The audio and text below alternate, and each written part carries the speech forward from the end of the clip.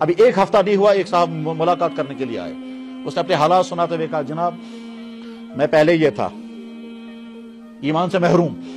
मैंने ईमान कबूल किया, मेरी बीवी भी मुसलमान हो गई, उसके बाद हमारी मुसीबतें शुरू हो गई, इलाके में हमको बहुत तंग किया गया, फिर वहां हमारी जान को खतरा हुआ, फिर वहां से हम निकले, अब दूसरी फलां जगह पहुंचे हैं, वहां रहने का कोई इंतजाम नहीं अभी। इसके बाद फिर क्या लगा जी, इसमें बीच में मेरी बेटी मर गई, खुद उसकी किडनी खराब हो गई तो एक किडनी फेल हो गई, उसकी बीवी जो है वो छत से नीचे गिर गई तो उससे टांग टूट गई। कहता एक बेटी मेरी बीमार हो गई, उसको दिल्ली अस्पताल में ले गए तो 13 लाख रुपए लग गए, और एक बेटा है, उस बेटे को खाना खाता है तो यहां से बाहर खाना बाहर आ जाता है, यहां उसका कोई सुराग है। इतनी सारी मुसीबतों में हूं, खुद किडनी फेलियर, एक किडनी काम कर रही है, बीवी की टांग टूट गई है, रहने का इंतजाम नहीं है, एक बेटी मर गई है, एक बेटी का इलाज चल रहा है, 13 लाख रुपए दिल्ली में अपोलो में खर्च हो चुके हैं, और खुद जो है एक किडनी फेल है, बेटा जो है उसको खाना यहां से आता है, यहां से बाहर निकल आता है क्योंकि यहां उसको कोई सुराग हुआ है।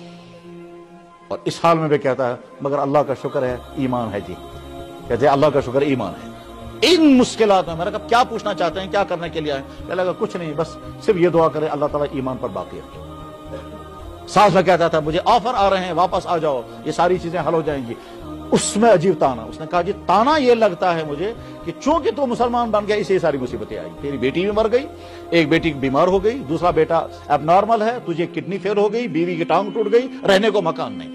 रहने को जगह नहीं है, अगर तू वापस आ जाएगा सब कुछ ठीक हो जाएगा। मगर मैं सोचता हूं जी वापस नहीं जाऊंगा, अगर वापस गया तो जहन्नम में जाऊंगा। मेरे भाइयों,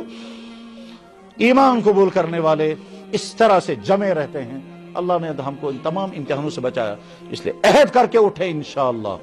अपने इस ईमान पर बाकी रहेंगे, अपने दीन पर अमल करेंगे, जो करने वाले काम है वो करेंगे और जो बचने वाले काम है उनसे बचेंगे।